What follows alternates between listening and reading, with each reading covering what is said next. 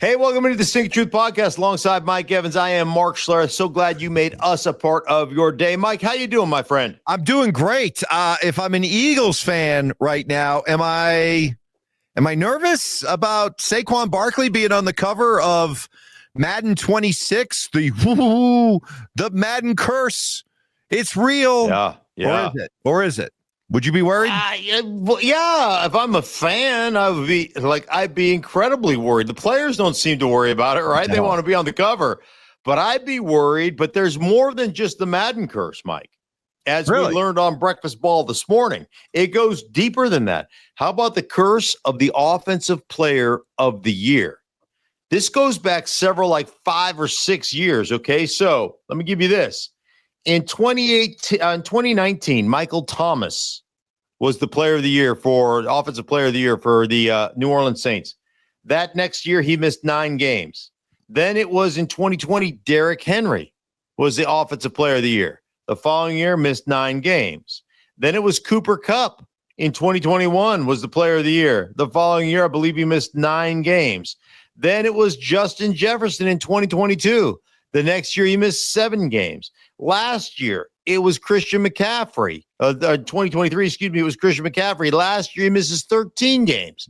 So it's not only the curse of Madden, but also now the curse of the Offensive Player of the Year the following year, playing half the games, essentially. So now my question to you would be, do 2 curses simultaneously cancel each other out so Saquon has another incredible year? Little science there. Yeah. Bring a little science to the whole equation here. I like it. Or are we crossing the streams and you don't want to cross the streams? You cross the stream, you play no year. You just blows you up. I hope, for me personally, I hope that Saquon, as just a football fan, and I am a football fan, and let's face it, he's on the cover of that Madden, and I think you saw probably the videos floating around on the social media. Very cool. Where, they put strings on him. So not only did he jump, but they hoisted him at the same time. Yeah. So he's suspended up there. But really cool reenactment. But that might have been,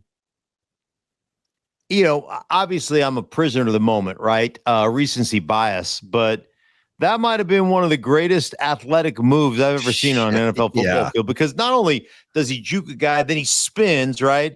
And then it spins. This just the spatial awareness to know, I'm about ready to get hit in the low back. Let me jump over the top backwards over somebody who's about ready to lay me out, and then roll for a few more yards before you get taken down. I mean, just an amazing feat. More athletic, Barkley doing that or Odell Beckham Jr. with that one-handed grab?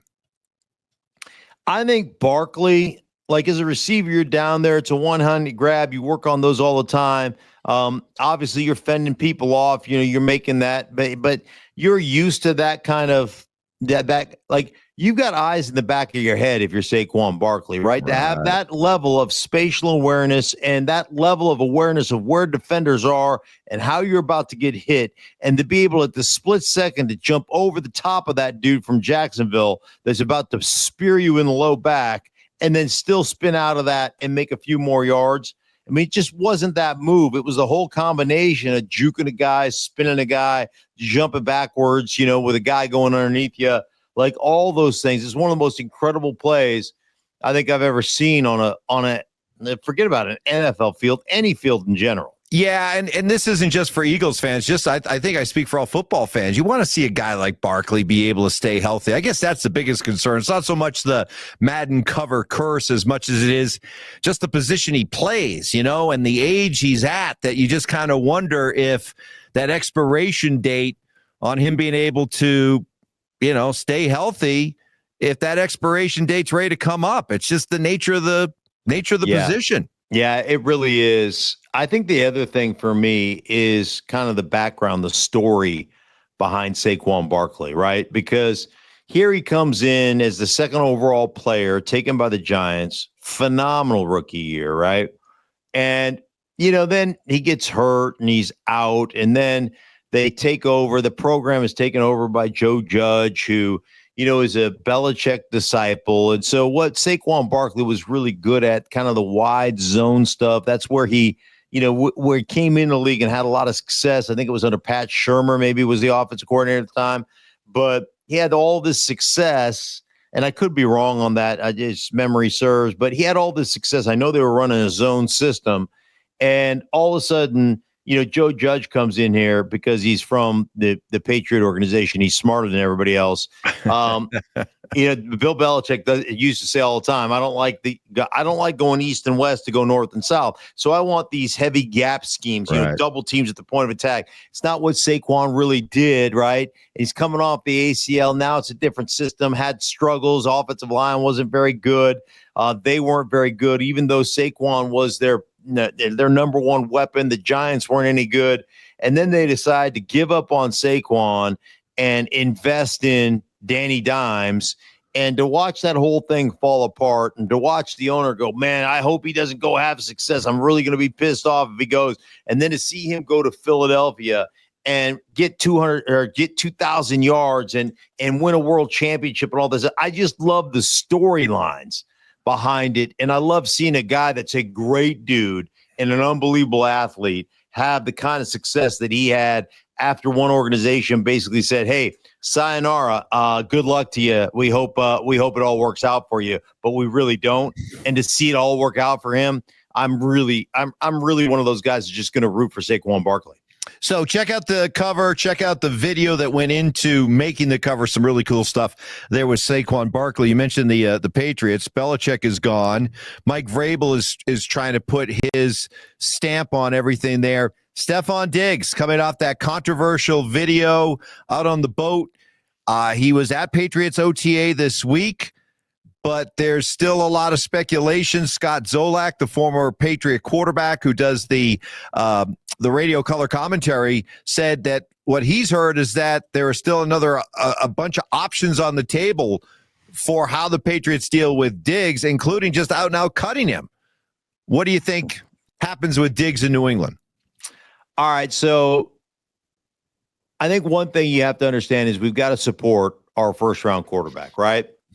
And we've got a bunch of guys, Kendrick Bourne and some other dudes, that are young and were rookies last year and young players last year and weren't necessarily, production machines at the receiver position. Stefon Diggs comes in and laps everybody from a career catches and yardage and all those things. So, I'm watching the video of the OTAs from yesterday, this morning on my TV show, and I'm like, well, Mike Florio of whatever Mike Florio does, Pro Football Talk. Yeah, Pro Football Talk. Thank you. Did a deep dive into his contract and said, hey man, there could be a potential out based upon if he doesn't pass a physical. And then I watched him run around on OTAs yesterday, and there's no chance of him not passing a physical, right? I mean, the proof is in the pudding. You can't cut him on that. So that was like the one loophole that Florio put out there. So he's not getting cut based upon, hey, he can't pass a physical. We've got an out. There is no out there. And ultimately, Stefon Diggs is still productive enough to where you're going to put up with his bullshit. Yeah. Right. So you're going to have a sit down meeting with Stefon and you're going to say, hey, man, you can't be doing this stuff. And then when you finally have, access to the media, right, they put you out in front of the media, which eventually they'll have to do. He'll deny, like, there's no big thing on the boat. What was that substance? I was passing out bubble gum. Well, of course. Like, what do you think it was? Yeah, right. Like, right. Like, there's. Like, he didn't pass an intelligence test. He's just a fool for having that on camera. Whatever. The bottom line is you'll put up with problems as long as production outweigh problems. And right now, based in New England and based on the receiving core that you have in New England, you're going to put up with Stefon Diggs. Like, and he is a productive dude. Listen, man, there's a reason he's no longer in Minnesota. There's a reason they got rid of him when he was ultra productive. There's a reason that the Buffalo Bills ate $30-some-odd million of cap space because they didn't want to deal with his shit anymore. Mm-hmm. And there's it's the old adage that Jerome Bettis told me years ago when I worked with Jerome at ESPN. He said he talked to a young player in the organization at the time and basically said, if everywhere you go it smells like shit, it's probably you. Like at some point, it's not everybody else's issue. At some point, you're the one that smells like shit, and organizations are going to continue to put up with your crap and until you're no longer productive. And it hits us all, man. Eventually, all of us lack production. And when you're a problem and you lack production, your career gets cut short and people don't give you more opportunity. You know, you're spitting truth right there. And it just kind of, at times, it's the hypocrisy, not only of the NFL, but just professional sports in general, where, you know, they talk a good game. You know, they talk about character and they talk about doing the right thing and being an organization that is out in the community and helping people and just setting a good example, right? Role models. Yet, you know darn well, if Stefon Diggs goes out and has 85 catches this year for 1,100 yards and 7 touchdowns, do you think anybody within the Patriots or out there among Patriot fans are going to be like, yeah, but that problem on the boat, you know, that's just a bad look for the Patriots. I don't know if I want guys like that around here. Of course not. Go out and produce and everybody forgets about all that other stuff, or they look the other way. Of course, you start winning and you start making plays and you're the go-to player for your quarterback and you get him out of third down situations and you convert fourth downs and you score touchdowns. Listen, man, hey, boat trips, woohoo, boat, you know, like, hey, it's all good. Bill Belichick had a boat, for crying out loud, right? You know, I mean, those are the things that you just let go when you have a guy who's a good player. And I will tell you this, as far as the players within the organization, you know, every team has 4 or 5 guys that you have to manage, right? And it's the old, you know, he's an idiot, but he's our idiot. And we put up with him. Like every team has 4 or 5 guys that fit that bill. So he just happens to be one of those guys. And like I said, as long as he's productive, you're going to put up with it. Yeah. And let's just be serious and blunt here. Okay. The Patriots looked the other way for years with Aaron Hernandez. Okay. You don't think they can't look the other way with Stefon Diggs? So I think maybe with Aaron, you know, with all the things that have come out on Hernandez, maybe they were scared to address Hernandez. Probably. Yeah. They're like, hey, this dude is straight up crazy. A really good player. And we're afraid to actually address him. Like there could be like that dude was, as you know, I mean, touched. Yeah. You're not joking. I think you're absolutely right about that. Deion Sanders took to the Asante Samuel podcast to talk about what happened with his son Shedeur in the build up to the draft and eventually what happened to the draft, him slipping all the way down to the 5th round, eventually getting picked by Cleveland. Deion defended Shedeur. He said, I don't buy at all the idea that he wasn't prepared for these interviews, that he was disrespectful and was wearing headphones during these interviews, that he was taking FaceTime calls. He just flat out denies it and doesn't believe that it happened. He doesn't believe Shedeur is made up that way at all. All right. Is that a dad that is just defending his kid? And there was enough smoke there to indicate that Shedeur didn't handle the pre-draft process well, or was Shedeur unfairly slandered throughout the whole process? So you want me to believe that 32 teams conspired against Shedeur Sanders and Deion Sanders. Well, wait a minute, hold on. It's not 32 teams. How many quarterback needy teams were there in the first round? Okay. I think you got to condense it a little bit. All right. So let's say 15. All right. 10 to 15. Okay. I mean, there's a lot of shitty quarterbacks in the National Football League. Okay. Sure. So you're telling me, all right, we'll make it 15, even if it's 12. You're telling me that 12 quarterback needy teams got together and decided to slander Shedeur to the point where nobody drafted him until the 5th round. And the guys that did draft him, the Cleveland Browns already took Dylan Gabriel in the 3rd round. So you telling me they all conspired against Shedeur and Deion to what? To make a point? Dude, we see NFL owners, they can't stop themselves. from spending money. They can't stop themselves from chasing. We just talked about it with Stefon Diggs. Mm-hmm. Like we just talked about it. The difference between Stefon and Shedeur is Stefon has proven that he's got that kind of quote unquote generational talent, and Shedeur doesn't. And the bottom line is, and I've been a supporter of Shedeur and still am. Yep. Like Shedeur has got unbelievable accuracy. You know, Deion talked about him being in 6 different offenses, okay?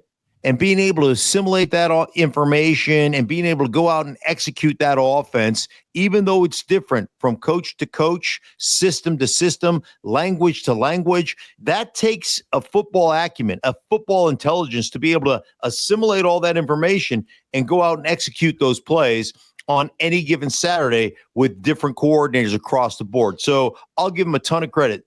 And that was never a question that I had about Shedeur, about his ability to read out a defense and throw it to the right guy and being on time or being accurate, sometimes not on time, taking too many sacks. But I understand all those things, right? I understand that.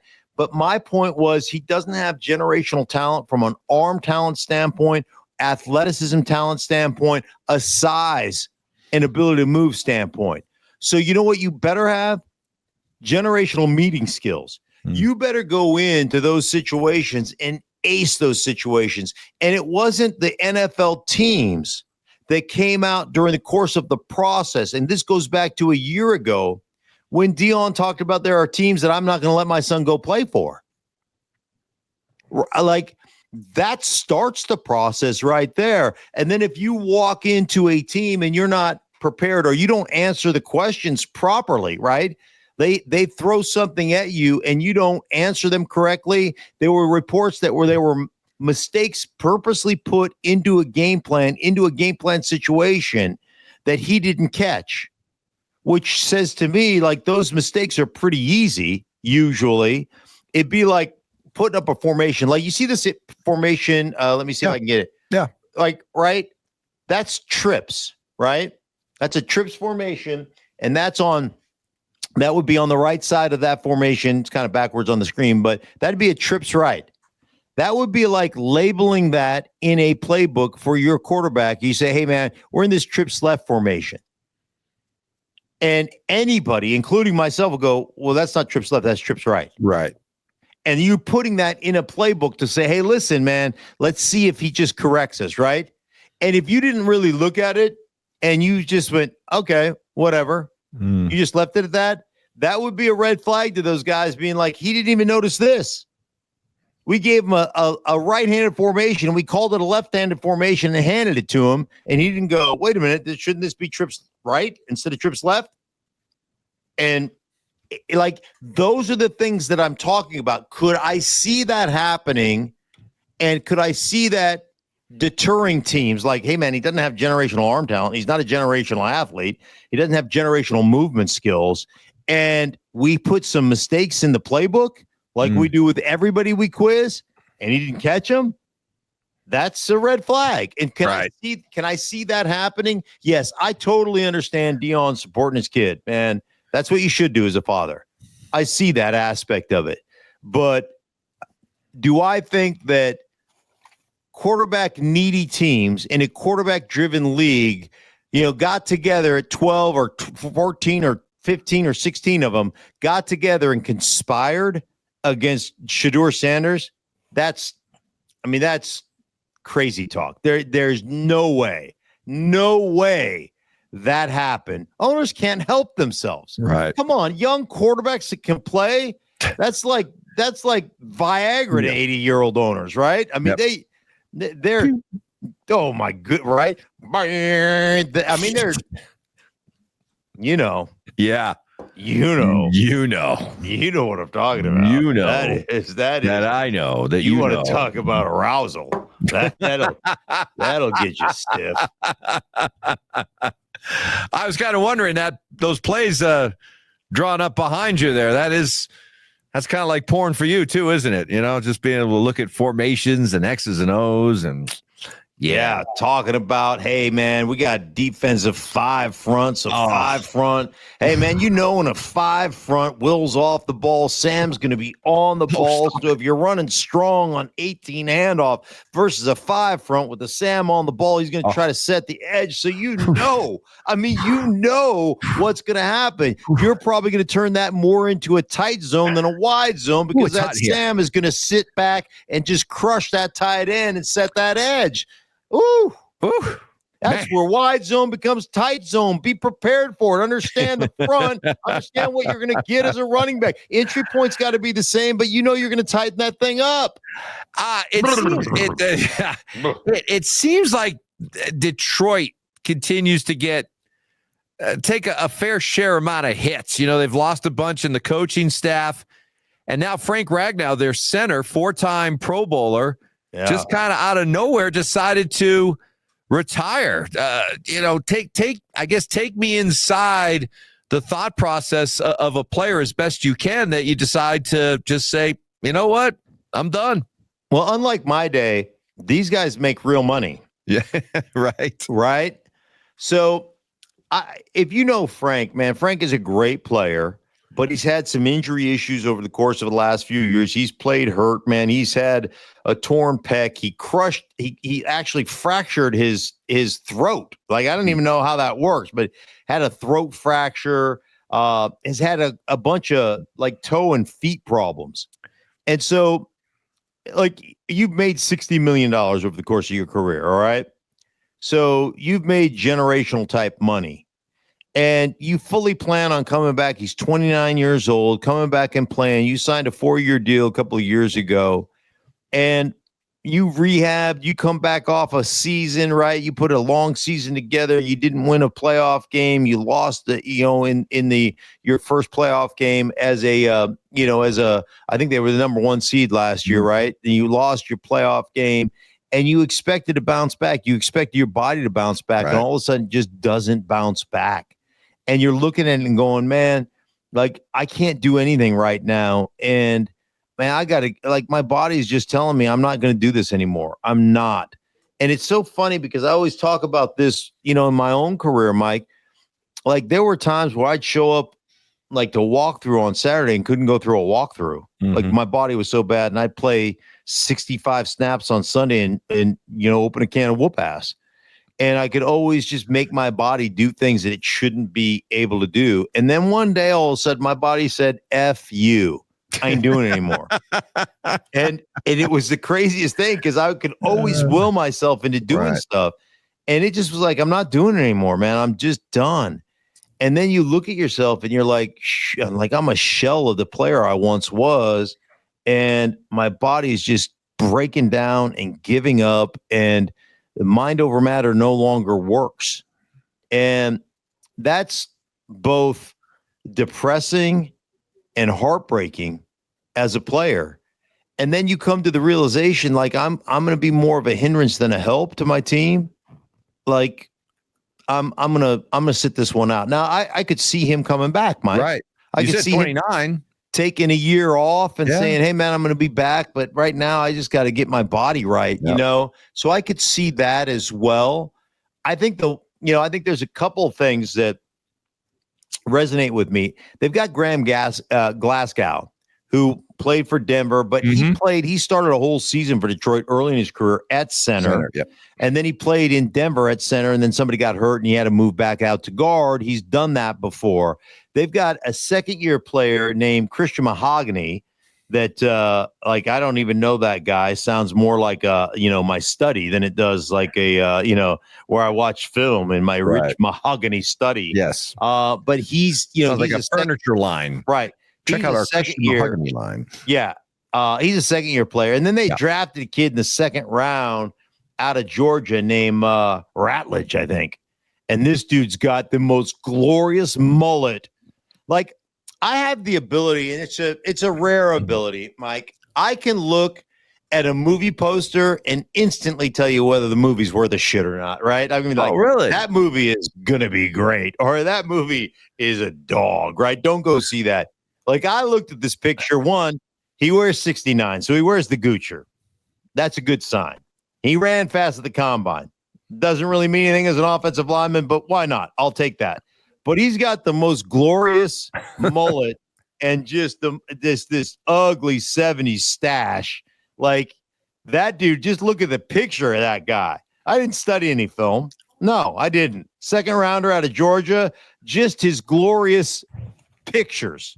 Just take a look at the guy. He is magnificent. And that mullet, man, he's running at the combine and that hair is flowing behind his head. And it was like, that dude can play. That dude's going to be awesome. So I love that. But there is a concern when you got Jared Goff at the quarterback position and he relies on a pocket and he relies on stepping up in that pocket. You got two bookend tackles that can flat out play. You got to be able to move up in the pocket. You got to be able to step up. With the young players there, man, that would be a concern.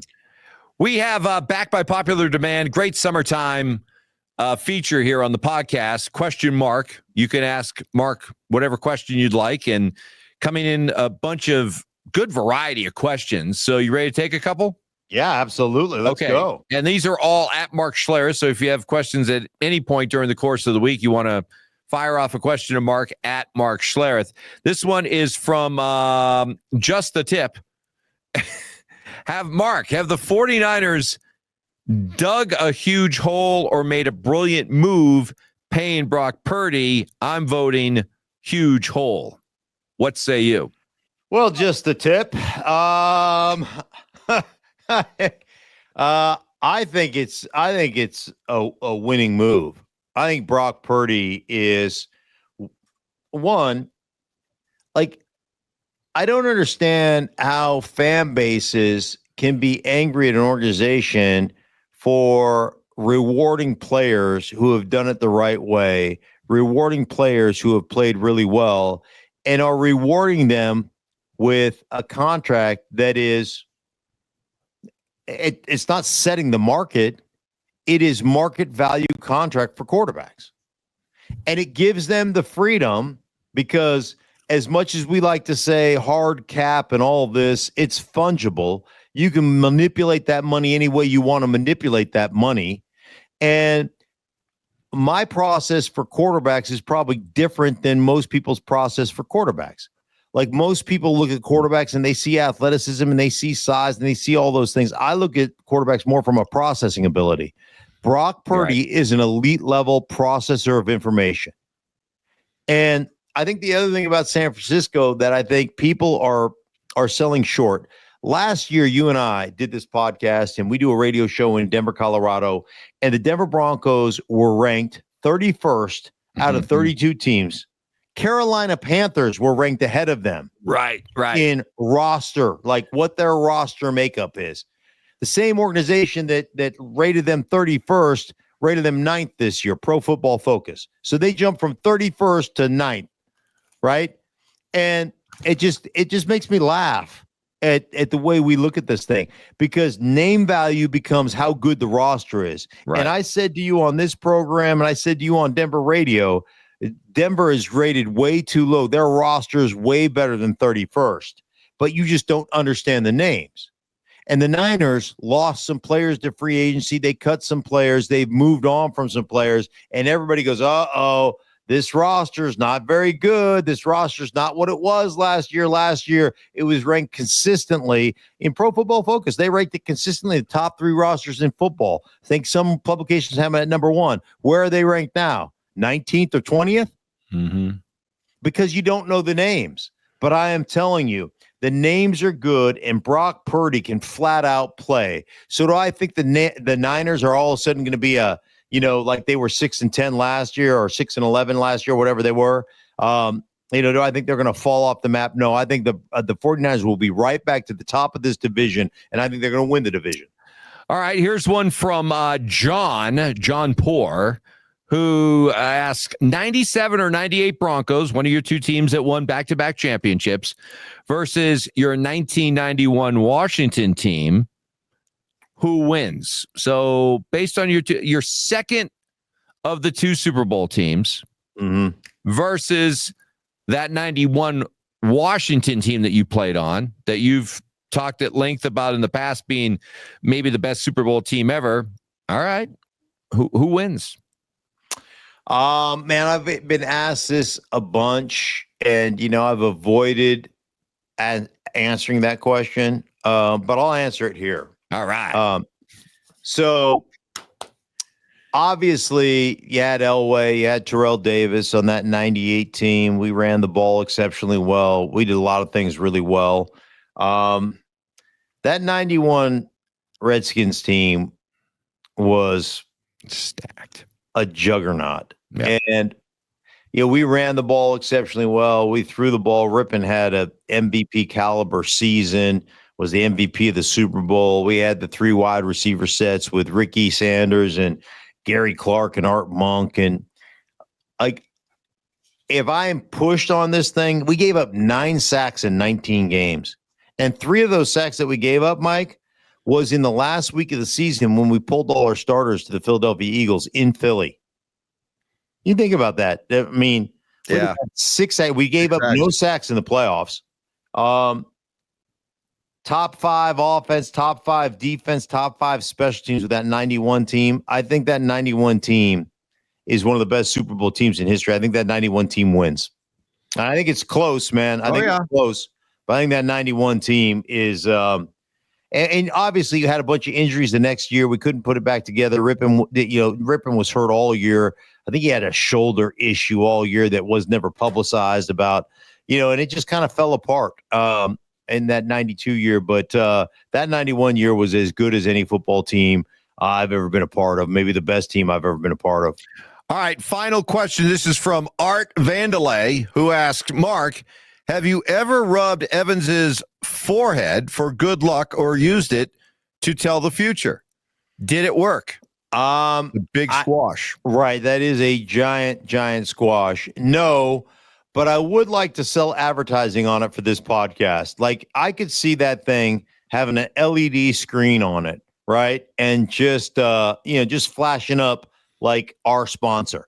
Doing, doing, doing, doing. It'd be a tremendous.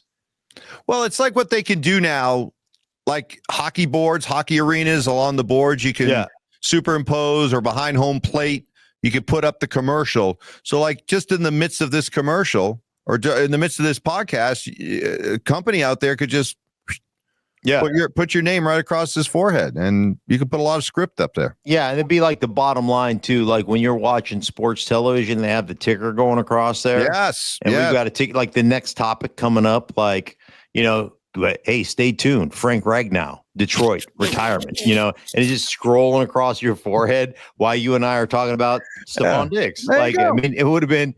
It is a brilliant. It's a brilliant idea. It's a brilliant idea, and I'm just disappointed in all you big companies who watch us on a day-to-day basis, which you tell me all the time via social media. I'm just disappointed that you guys haven't come up with this yet. Yep. Do we have to come up with all the great content? Right. All the work? Yeah. All right. Sad is what Keep those questions coming. Tweet them at Mark Schlereth. All right. For everybody involved in the Seek Truth podcast, for Mike, I am Mark. We thank you so much for being a part of our day. Thank you for letting us into your social media feed. We appreciate you guys. All the best to you, Mike. I'll talk to you later on in the week.